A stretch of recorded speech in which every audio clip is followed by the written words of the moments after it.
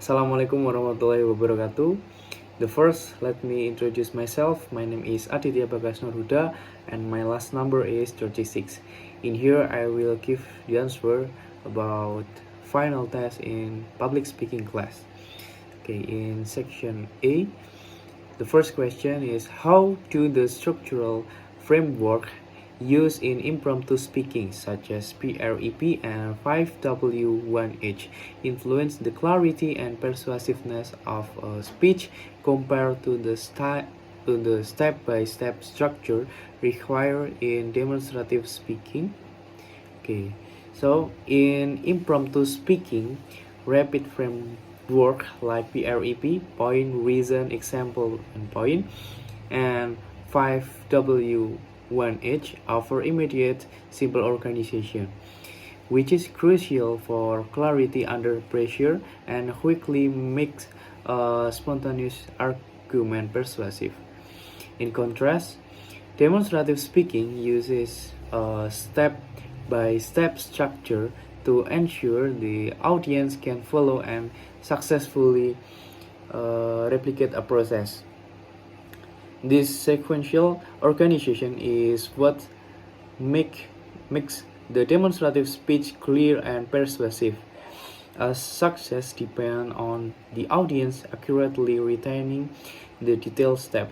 Unlike the impromptu speech, which aims for retention of just the core point. Okay, and then in second question is analyze how anxiety and nervousness impact the delivery of impromptu speeches and compare the coping strategies with the confidence building technique in motivational speaking.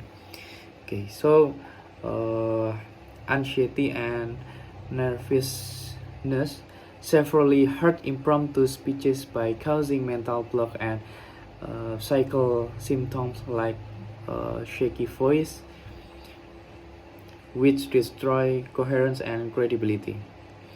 The immediate coping strategies used in impromptu speaking, such as talking a deep breath or briefly pausing, are quick action designed to manage the acute stress in the moment.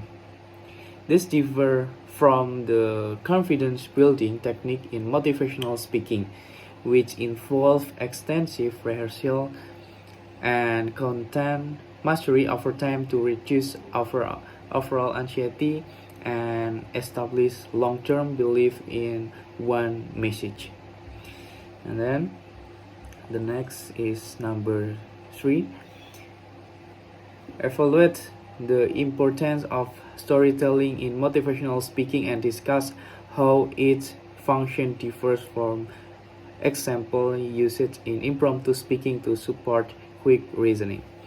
Okay, storytelling is vital in motivational speaking because it inspires the audience and creates deep emotional connection by using detailed personal narrative or real life example to prove a complex point like resilience.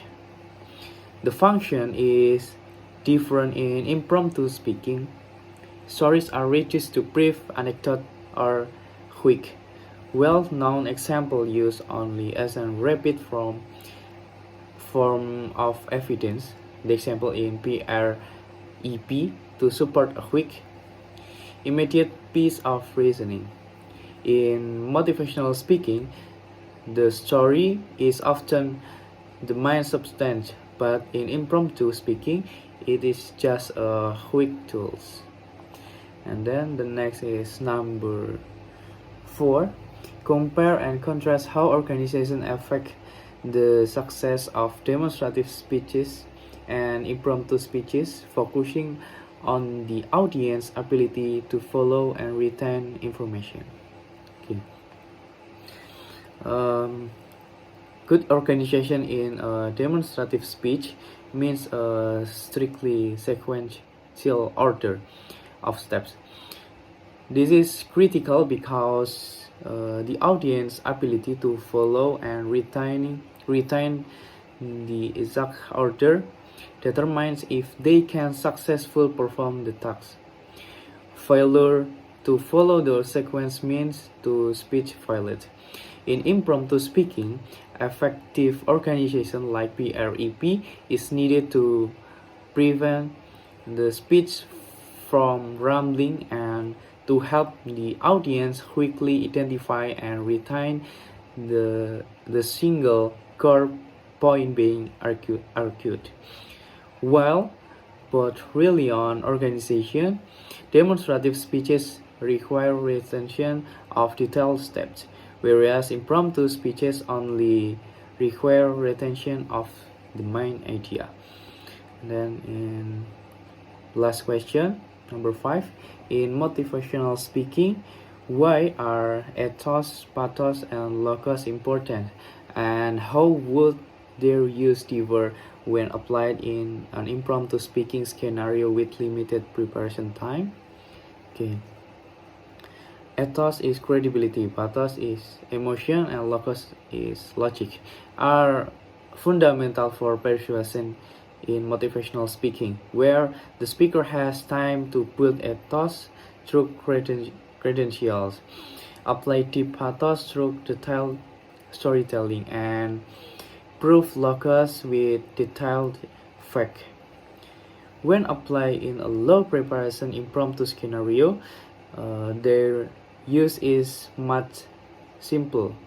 Logos is limited to a quick reason and example. Pathos is a brief appeal to a common value, and ethos is largely project talk the speaker's simple confidence and clarity of thought rather than deep preparation. Okay, the next is section B. In here I will give motivational speech with the topic is the power of self-discipline, the bridge to high performance. Hi, fellow final year students. We all recognize the immense pressure, the high expectation, and the great potential that define this crucial phase of our life. But the simple secret converting that potential into consistent high performance is not raw motivation, but self-discipline. My own experience confirmed this truth. When I first tackled the complexities of accounting and taxation, I felt completely clueless and overwhelmed, almost starting from scratch. Yet it was precisely through unwavering spirit and daily diligence in studying those fundamentals, even when they felt tedious and difficult, that I gradually mastered the field, which ultimately paved the way for me to successfully pass a competitive internship program. This is the core principle. Long-term success is not about sudden bursts of motivation.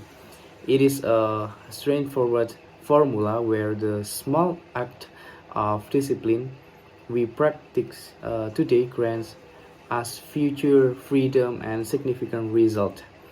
I know, especially as we approach the final stretch of the semester, many of us are struggling hard to complete our thesis or our dissertation, facing endless revision, feeling exhausted, and perhaps even wanting to give up because of the sheer number of hurdles in the process. However, you must believe in the power of this process. Let us stand firm, build our foundation solidly, and keep our spirit high to see it through. Instead of waiting for motivation to strike, we must create that momentum ourselves through consistent, disciplined action. Let's appreciate and embrace every step of this demanding journey because discipline is not a punishment that holds you back. It is the greatest investment that guarantee we cross the finish line triumphantly and become the most competent version of ourselves. Okay, so that's all from me. Thank you. Wassalamualaikum warahmatullahi wabarakatuh.